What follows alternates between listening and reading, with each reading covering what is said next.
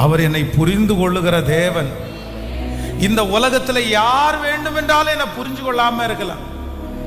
பெற்ற தாய் என்ன புரிஞ்சுக்கலையே, என் தகப்பன் என்ன புரிஞ்சுக்கலையே.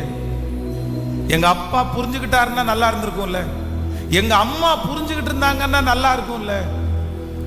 ஈசாயினுடைய வீட்டுல எல்லா பிள்ளைகளுமே வந்துட்டாங்க.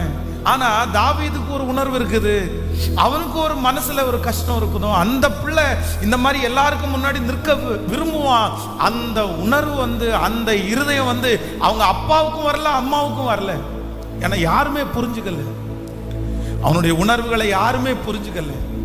ஆனால் தாவீது சொல்லும்போது ரொம்ப அழகா சொல்கிறார், என் தகப்பனும் என் தாயும் என்னை கைவிட்டாலும், என் தகப்பனும் என் தாயும் என்னை கைவிட்டாலும், என் தகப்பனும் என் தாயும் என்னை கைவிட்டாலும் கர்த்தர் என்னை சேர்த்து